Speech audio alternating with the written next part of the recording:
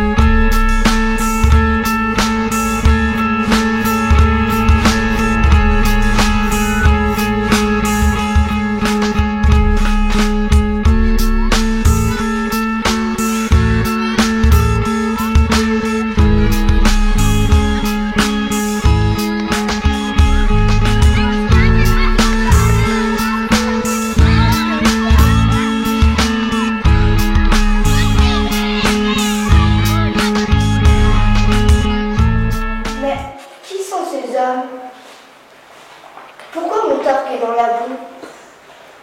Et pourquoi ont-ils capturé mon vase? Mais qu'ont-ils fait? Mon vase est coupé en deux. Mais quelle est donc cette couleur? Ce monde n'est vraiment pas bien. Viens, regarde ma fille, n'est pas magnifique ce vase? Mais ce n'est même pas vrai. Venez, je vais vous montrer le véritable vase de Vix.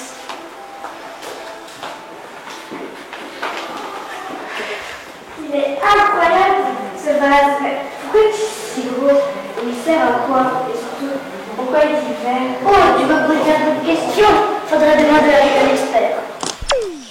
Bonjour, je m'appelle Bérangère Faure et je suis spécialiste du mobilier métallique à l'INRAP. Sais-tu ce qu'est l'INRAP? L'INRAP est un institut là où la spécialité est l'archéologie. L'archéologie étudie les traces anciennes des hommes. Car oui, les hommes laissent des traces. Os, objets, outils, etc., etc. Moi, ma spécialité est les objets métalliques. Ces visiteurs se posent beaucoup de questions, je vais les aider à y répondre.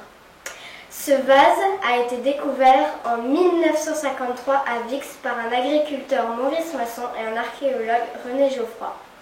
Ce vase servait à mélanger le vin et l'eau et d'autres aromates. Vu qu'il est très gros, on pense que c'est peut-être un cadeau.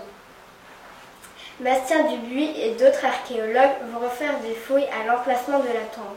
Notre but à nous, archéologues, sera de découvrir plus d'informations sur cette tombe et cette année, nous allons fouiller en dessous et autour de la tombe de Vix, ce qui n'a pas été fait en 1953. D'accord, on a tout compris, mais pourquoi ces motifs sur le vase? Bonjour, je m'appelle Dominique Garcia. Je suis archéologue et spécialiste de l'Antiquité. On voit sur ce cratère une suite de personnages qui avancent vers la droite, soit à pied ou montés sur des chars tirés chacun par 4 chevaux. Les personnages marchands sont les hoplites. Ceux sur les chars sont les auriges. C'est comme cela que l'on appelle les soldats grecs. On voit aussi Méduse, un personnage de la mythologie grecque dont la chevelure est faite de serpents. Dans le mythe, son regard pétrifié, quiconque le croise, Persée la décapite et offre sa tête à Athéna. Athéna est alors souvent représentée avec la tête de Méduse. La forme du vase et les personnages représentés prouvent que le vase a été construit par des Grecs. Les études montrent que le vase qu'ils ont été installés en Grande Grèce, c'est-à-dire en Italie du Sud. Mais comment est-il arrivé jusqu'ici? Cela reste un mystère. Et c'est quoi ce truc? Expliquez-la, madame. Ne vous excusez pas, cela ne me dérange pas. Je suis Patricia Janeux, la responsable pédagogique du musée.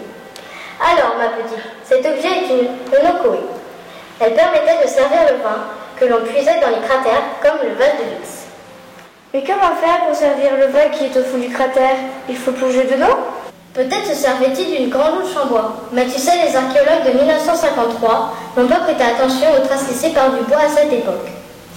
Cela reste donc un des nombreux mystères encore bien gardés de ce trésor. Peut-être que les nouvelles fouilles ont apporté des réponses. En attendant, vous pouvez continuer votre route par ici. Il y a des dessins de la tombe et une proposition du visage de la dame de Vix. Merci. Merci.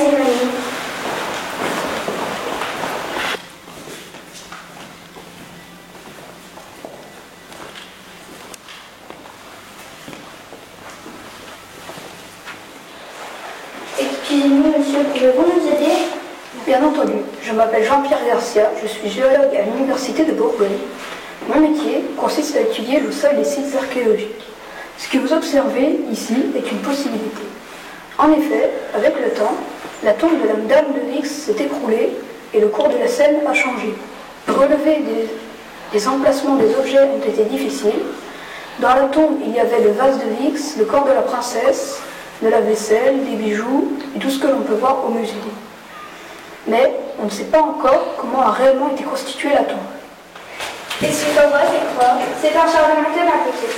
Fabienne Médard et moi, Clotilde de Proust, nous sommes archéologues et chercheuses. Notre travail est sur la recherche des traces de textiles laissées sur les objets. On ne savait pas faire ça au moment de la découverte. Aujourd'hui, on sait que certaines parties du char, et particulièrement les roues, étaient entourées de bandelettes. Nous allons tenter de savoir pourquoi grâce aux nouvelles recherches. Est-ce que tu sais à quoi servait le torque? Oui, je crois que c'était un bijou.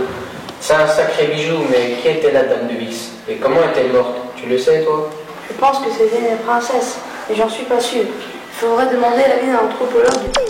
Bonjour, je suis Jérémy Maestracci. Je suis un anthropologue à l'INRAP. J'étudie les ossements humains. On ne sait que très peu de choses sur la dame de Vix. Elle était une femme importante et très riche. On le sait car on a retrouvé beaucoup de richesses dans sa tombe. Grâce à son squelette, on sait que cette femme avait beaucoup de problèmes. La mâchoire déformée, des problèmes de hanches, des vertèbres déplacées. En 1953, on a découvert le torse autour du crâne de la dame de Vix. On pensait donc qu'il se portait autour de la tête. Aujourd'hui, grâce au travail de nombreux spécialistes, nous avons rétabli la vérité, mais de nombreux mystères sont encore présents. J'espère que les nouvelles fouilles et les nouvelles études ADN de la dame vont apporter d'autres informations. Il semblerait que les hommes de ce temps se posent beaucoup de questions sur ma tombe et sur moi. Peut-être que les nouvelles recherches vont donner des réponses à nos questions. Moi, en attendant, je vais essayer de regagner ma tranquillité. Je vous laisse avec ces mystères.